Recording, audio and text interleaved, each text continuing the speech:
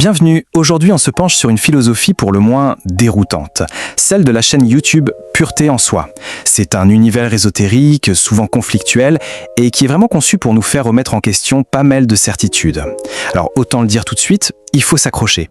Voilà, ça donne le ton. On entre directement dans le vif du sujet avec des déclarations comme celle-ci. C'est une claque. L'idée ici, c'est clairement de choquer, de défier d'emblée les croyances spirituelles plus, disons, conventionnelles et de capter l'attention de manière très directe.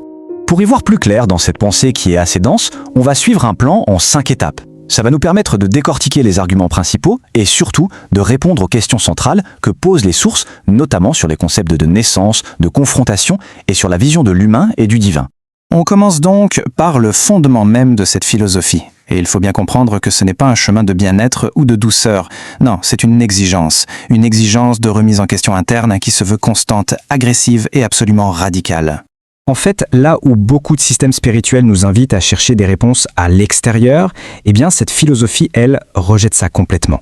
L'unique voie, c'est un processus interne, un processus que l'auteur nomme la confrontation. Et le mot est important. Justement, parlons-en. Que signifient vraiment ces deux termes, naissance et confrontation, qui sont au cœur de tout? Voyons comment l'auteur les définit, car c'est la clé pour comprendre toute la démarche. C'est notre première grande question. Alors, la confrontation, c'est décrit comme un processus viscéral, vraiment intérieur. L'idée, c'est de vivre pleinement ce qu'on est, puis d'aller activement contre le fondement même de son existence, sa propre naissance. C'est un face-à-face brutal avec soi-même. Et ce n'est pas juste une idée en l'air, il y a une méthode, un protocole en 3 étapes. D'abord, vivre à fond le fait d'être né. Ensuite, l'acte radical, affirmer intérieurement « je ne suis pas né ». Et enfin, la 3e étape, cruciale, observer, ressentir ce que cette négation provoque à l'intérieur. Et de la même manière, la naissance est complètement redéfinie. Ce n'est pas un événement unique et passé, non, c'est un travail. Un travail laborieux en plusieurs étapes qui doit être accompli pour atteindre un état qu'il appelle la réalité absolue, et finalement devenir l'être absolu. D'accord, mais comment on navigue dans ce processus interne si complexe? Eh bien, selon l'auteur, c'est impossible sans l'équilibre parfait de 3 principes fondamentaux. C'est ce qui répond à notre deuxième grande interrogation. Ces 3 principes, ce sont l'intelligence, la volonté et l'amour.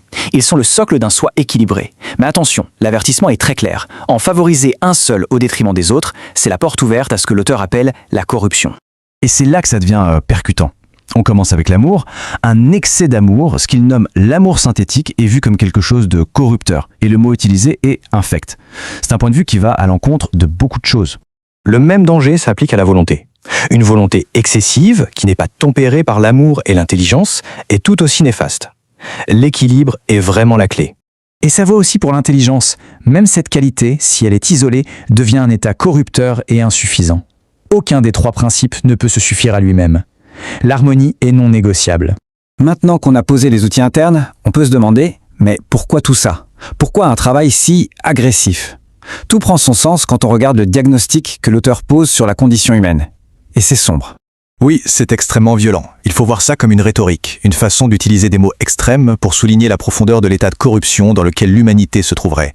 Une corruption qui, et c'est le point clé, est entièrement autogénérée. Et c'est ça la différence fondamentale. La corruption ici n'est pas un ennemi extérieur, une force du mal à combattre. Non, c'est décrit comme une condition que chaque individu a créée lui-même et dont il doit assumer l'entière, l'absolue responsabilité. Ça élimine toute possibilité de se voir comme une victime. Cette citation l'illustre parfaitement. Ce thème de la responsabilité totale est absolument central. L'idée, c'est que tout ce qu'on perçoit comme un mal extérieur n'est en fait qu'une projection, une création de soi. Alors, si le problème est une corruption interne totale et qu'on en est le seul créateur, quelle est la solution? C'est ici que tout se rejoint. Le processus de confrontation devient l'outil unique pour emprunter le chemin du retour vers cet état qualifié de divin. Et le but ultime de ce chemin, c'est de réaliser sa véritable nature, son identité en tant qu'être absolu, c'est-à-dire la source unique, immobile, non vibrante de toute la réalité. On boucle avec la citation du début, on n'est pas vibration, on est à l'origine de la vibration. Ce tableau résume bien le contraste. D'un côté, l'état actuel de créateur corrompu, qui vibre, qui est amnésique et qui cherche. De l'autre, l'état final d'être absolu, qui n'émane pas, qui est la source de tout, qui est lucide et qui est le savoir. La transformation est totale. Voilà, ce décryptage nous a fait traverser une vision du monde pour le moins radicale. Et on termine sur cette question qui est finalement provocatrice, mais qui résume l'exigence fondamentale de toute cette philosophie. Si on est vraiment le créateur de tout, alors par quoi commencer la confrontation ? La question reste ouverte.